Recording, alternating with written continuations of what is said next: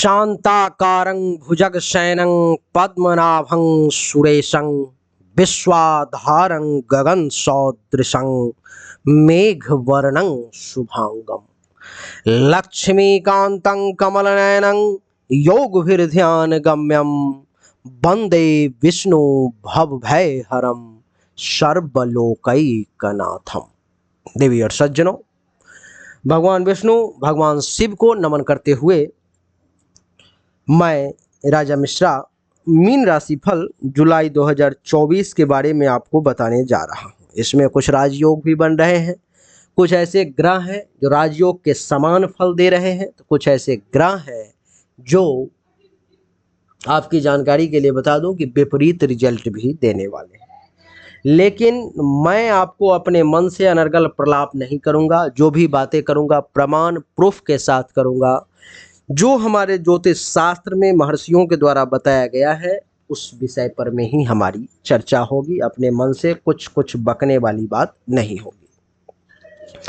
देवी और सज्जनों, आप में से जो लोग मुझसे पर्सनली अपनी हस्तरेखा या जन्म कुंडली के अनुसार कुछ भी जानकारी हासिल करना चाहते हैं, उनके लिए मेरा व्हाट्सएप नंबर है 7062757996। इस नंबर पर मैं आपको अपनी जन्म तारीख, जन्म समय, जन्म स्थान, दोनों हाथ के हथेली का फोटो अवश्य भेजना है। आपको सही और एक्यूरेट जानकारी जो है सो प्राप्त हो पाएगा। देवी और सज्जनों, मीन राशि वालों के लिए जो इस महीने में कुंडली बन रही है वो कुंडली हमने बना करके आपके सामने प्रस्तुत कर दिया है। जो कुंडली के प्रथम भाव में राहु, द्वितीय भाव में मंगल 12 जुलाई को तीसरे भाव में आ जाएंगे।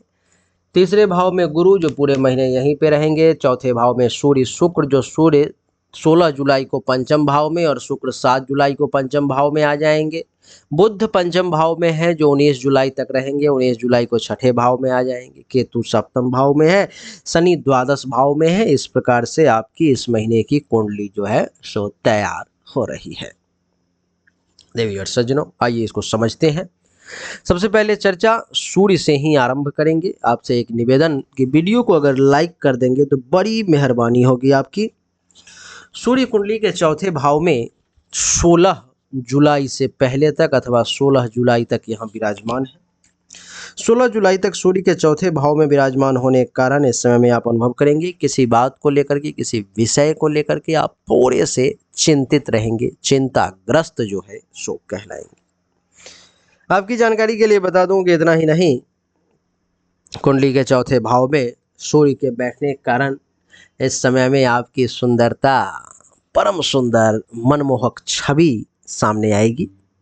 चौथे भाव में सूर्य के 16 जुलाई तक बैठने के कारण निश्चित तौर पर में इस समय में आप थोड़े से कठोर हो जाएंगे। कठोरता आपके अंदर देखने को मिलेगी।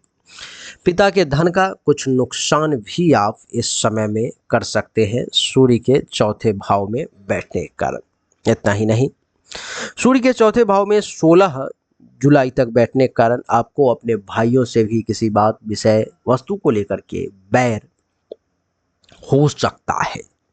गुप्त विद्याओं की तरफ आपका विशेष रुझान होगा। वाहन का सुख थोड़ा सा इस समय में आपको कम प्राप्त होगा। 16 जुलाई के बाद सूर्यदेव आपके कुंडली के पंचम भाव में आ जाएंगे और जब पंचम भाव में सूर्यदेव आ जाएंगे देवी और सज्जनों 16 जुलाई के बाद, तो क्या होगा, ये आपको कुछ हेल्थ वाइज इशू देने का प्रयास करेंगे। हल्का फुल्का तबीयत वगैरह कुछ खराब हो सकता है। संतान का सुख थोड़ा सा कम प्राप्त होगा, लेकिन होगा। सदाचारी बने रहेंगे। आपका आचरण, आपका चरित्र जो है सो निश्चित तौर पर में अच्छा रहेगा, निश्चित तौर पर में बढ़िया रहेगा। आपको बता दूं कि आपकी बुद्धि में भी खूब वृद्धि होगी और आप एक बुद्धिमान व्यक्ति के तौर पर में जाने जाएंगे। देवी और सज्जनों, आपके मन में किसी बात को लेकर के क्रोध और दुख दोनों घर कर सकता है, तो क्रोध को भी त्यागने का प्रयास करें और मन को दुखी ना रखें तो ज्यादा अच्छा रहेगा। देवी और सज्जनों, पेट से संबंधित किसी प्रकार की समस्या खास करके आपको परेशान कर सकती है, तो उसमें 16 जुलाई के बाद थोड़ा विशेष ध्यान रखना है। सूर्य के लिए अगर कुछ उपाय करना चाहें तो आपके लिए उपाय है कि नमो घृणि सूर्याय नमः महिला वर्ग इस मंत्र का प्रयोग करे और पुरुष वर्ग ओम घृणि सूर्याय नमः मंत्र का प्रयोग करे। संभव हो तो डेली, नहीं तो रविवार के दिन एक माला जाप कर लें, आपके लिए अच्छा रहेगा। सूर्य के बाद मंगल की बात करेंगे। मंगल देवता आपके कुंडली के दूसरे भाव में यहाँ पर में विराजमान है और दूसरे भाव में मंगल देवता 12 जुलाई तक विराजमान रहेंगे। 12 जुलाई तक मंगल देवता के दूसरे भाव में बैठने के कारण वाणी में थोड़ी सी कठोरता, थोड़ी सी कटुता देखने को मिल सकती है। कड़वे शब्द का विशेष तौर पर में आप प्रयोग कर सकते हैं, तो उस पर में थोड़ा सा ध्यान देने की विशेष आवश्यकता है 12 जुलाई तक। दूसरे भाव में बैठने के कारण धन का आप जमा पूंजी का खुद से ही कुछ नुकसान कर सकते हैं, तो उस पर भी कुछ ध्यान देने की आवश्यकता है।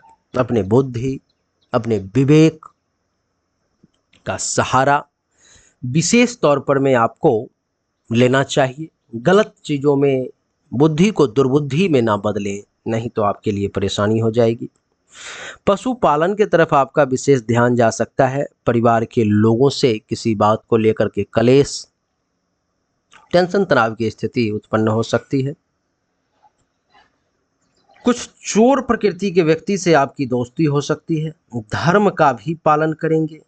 आंख और कान से संबंधित किसी प्रकार की समस्या, कोई रोग आपको परेशान कर सकता है। कटु शब्द का प्रयोग ना करें, नहीं तो आपको तिरस्कार भी झेलना पड़ सकता है। 12 जुलाई के बाद ये मंगल देवता आपकी कुंडली के तीसरे भाव में यानी कि यहाँ पे आ जाएंगे। जब तीसरे भाव में मंगल देवता आ जाएंगे तो 12 जुलाई के बाद आप ये अनुभव करेंगे मीन राशि वाले कि आपकी प्रसिद्धि में वृद्धि हो रही है। आपके बारे में ज़्यादा से ज़्यादा लोग जान रहे हैं, दूर दूर से आपको लोग जान रहे हैं।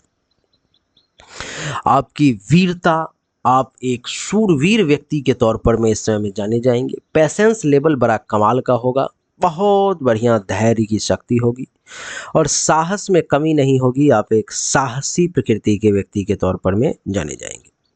अगर बात करें गुण की, तो सर्वगुण संपन्न आप इस समय में कहलाएंगे। मंगल देवता आपके अंदर हर प्रकार के गुणों को डालने का प्रयास करेंगे। भाइयों से जो है सुख थोड़ा सा कम प्राप्त होगा। शरीर में बल की प्राप्ति होगी, शरीर में ऊर्जा की प्राप्ति होगी। और आपकी जानकारी के लिए बता दूं कि आपकी जठराग्नि जो है उस समय में खूब प्रदीप्त रहेगी, बहुत जलता रहेगा, बहुत अच्छा रहेगा। भाइयों का कुछ जो है सो आपको कष्ट झेलना पड़ सकता है और भाषा पर में कंट्रोल करने की आवश्यकता है, नहीं तो वही आपके लिए कष्ट का कारण बन सकती है। मंगल के बाद देवी और सज्जनों अब बारी आती है बुध देवता की। बुध देवता आपके कुंडली के पंचम भाव में चौथे राशि में विराजमान हैं, जो 19 जुलाई तक पंचम भाव में ही रहेंगे। बुध के पंचम भाव में बैठने के कारण इस समय में आप अनुभव करेंगे कि आप काफ़ी अपने आप में 19 जुलाई तक प्रसन्न अनुभव कर रहे हैं। आपकी प्रसन्नता इस समय में देखने लायक होगी। इतना ही नहीं, आपकी बुद्धि भी बड़ी तेज, बड़ी तीक्ष्ण, कुशाग्र देखने को मिलेगी।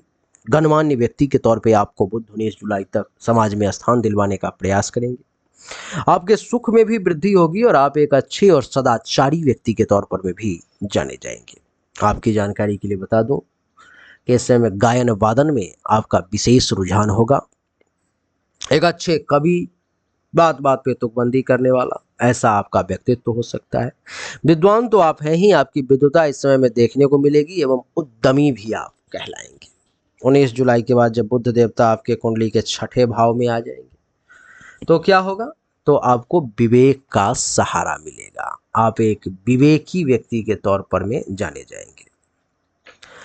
वाद विवाद जो है वो करने से थोड़ा सा आपको बचना चाहिए, क्योंकि इस समय में आपको कलह होने की संभावना है।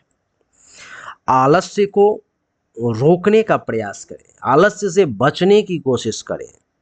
किसी प्रकार का रोग, कोई बीमारी आपको परेशान करने की कोशिश कर सकता है। आप एक अभिमानी व्यक्ति के तौर पर में भी इस समय में समाज के सामने आ सकते हैं। लोग आपको अहंकारी मान सकते हैं, लेकिन परिश्रम से पीछे नहीं हटेंगे। शरीर थोड़ा सा दुर्बल हो सकता है। काम वासना की अधिकता, और पुरुष हैं तो महिलाओं की तरफ थोड़ा कुछ ज़्यादा ही इंटरेस्ट जागृत हो जाएगा और महिला है तो पुरुषों की तरफ कुछ रुझान बनता हुआ नजर आएगा।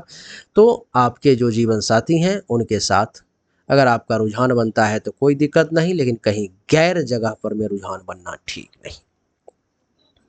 बुध के बाद देवी और सज्जनों देवगुरु बृहस्पति की चर्चा करेंगे। देवगुरु बृहस्पति पूरे महीने आपके कुंडली के तीसरे ही भाव में रहेंगे। तीसरे भाव में देवगुरु बृहस्पति के रहने के कारण इस समय में आप जितेंद्रिय बन जाएंगे। बुध जो आपको कहीं किसी दूसरे जगह पर में ध्यान डालने के लिए प्रेरित करेगा, तो ध्यान अगर चला भी जाएगा तो गुरु आपको बचाने का प्रयास करेगा, जितेंद्रिय बना देगा, अपने इंद्रियों पर में आप कंट्रोल कर लेंगे। शास्त्र को जानने वाले शास्त्रज्ञ बन जाएंगे, एक अच्छे लेखक, कहीं दूर जाने का मन हो सकता है, योग वगैरह खूब करेंगे, आस्था बनी रहेगी, ऐश्वर्यवान रहेंगे, बने रहेंगे, काम वासना की अधिकता हो सकती है, स्त्रियों से थोड़ा सा प्रेम बना रह सकता है, बिजनेस व्यवसाय करने का अवसर मिलेगा, विदेश के तरफ जाने की इच्छा होगी, पर्यटनशील और वाहन का सुख भी आपको प्राप्त होगा। तो देवी और सज्जनों देवगुरु बृहस्पति का रिजल्ट जो है सो बहुत ही अच्छा बढ़िया है आपके लिए। देवगुरु बृहस्पति के बाद शुक्र की बात करेंगे। शुक्र आपके कुंडली के चौथे भाव में विराजमान है। कुंडली के चौथे भाव में विराजमान होने के कारण शुक्र के कारण आप इस समय में एक बलवान व्यक्ति के तौर पर में जाने जाएंगे। चेहरा बहुत सुंदर और परोपकारी भी इस समय में कहलाएंगे। आपकी आस्था इस समय में बनी रहेगी। एक सुखी व्यक्ति के तौर पर में भी जाने जाएंगे। व्यवहार में बहुत ऊंचे और दक्ष और एक्सपर्ट कहलाएंगे। भोग विलास का अवसर भी आपको प्राप्त होगा। भाग्य का साथ मिलेगा इसलिए भाग्यवान भी कहलाएंगे। संतान का सुख मिलेगा इसलिए पुत्रवान भी कहलाएंगे। और जीवन पर किसी प्रकार का कोई संकट भी आने वाला है तो ये शुक्र आपकी रक्षा करेगा 7 जुलाई तक ही। लेकिन 7 जुलाई के बाद ये शुक्र देवता आपके कुंडली के पंचम भाव में आ जाएंगे। यहाँ पर 7 जुलाई के बाद जब शुक्र देवता कुंडली के पंचम भाव में आ जाएंगे तो क्या होगा? आपके सुख में वृद्धि, भोग विलास की प्राप्ति, सद्गुण में वृद्धि, न्याय व्यवस्था की तरफ आपका रुझान, आस्था में वृद्धि, दान पुण्य खूब करेंगी, उदार प्रकृति रहेगी, विद्वान के तौर पे जाने जाएंगे। आपकी प्रतिभा इस समय में देखने लायक होगी। एक अच्छे वक्ता के तौर पे जाने जाएंगे। कवित्व का गुण आप में डेवलप होगा। छोटी छोटी बातों पर में तुकबंदी कर देंगे। संतान का सुख मिलेगा, लाभ की प्राप्ति होगी, बिजनेस व्यवसाय बढ़िया चलेगा और दुश्मन का भी नाश करेगा ये शुक्र। शुक्र के बाद शनि की अगर बात करें देवी और सज्जनों, तो शनि आपके कुंडली के 12वें भाव में बैठा हुआ है जो पूरे महीने यहीं पर में रहेगा। जो ये दिखा रहा है कि उन्माद आपको विशेष परेशान कर सकता है। व्यर्थ का खर्चा ज्यादा हो सकता है। कुछ गलत व्यसन में आप पड़ सकते हैं। दुष्ट व्यक्ति की तरफ आपका विशेष लगाव हो सकता है तो उससे बचने का प्रयास करें। कटु शब्द के प्रयोग से बचें। ऐसा काम ना करें जिससे कि लोग आप पर अविश्वास करें। माता से भी किसी बात को लेकर के कष्ट और आलस से आपके मन में हो सकता है अथवा माता को कष्ट हो सकता है। बात करेंगे राहु की, तो देवी और सज्जनों राहु आपके कुंडली के प्रथम भाव में आपके मस्तक पर में विराजमान है जो सबसे पहले मस्तक से संबंधित टेंशन, तनाव, परेशानी, रोग देने का प्रयास करेगा। स्वार्थ आपके अंदर प्रवेश कर जाएगा। बड़े लोगों से द्वेष होने लगेगा। गलत काम करने के लिए मन में भाव उत्पन्न होने लगेंगे। दुर्बल शरीर लगेगा। काम वासना की अधिकता महसूस होगी और संतान का सुख तो प्राप्त होगा लेकिन थोड़ा कम प्राप्त होगा। बात करेंगे केतु की।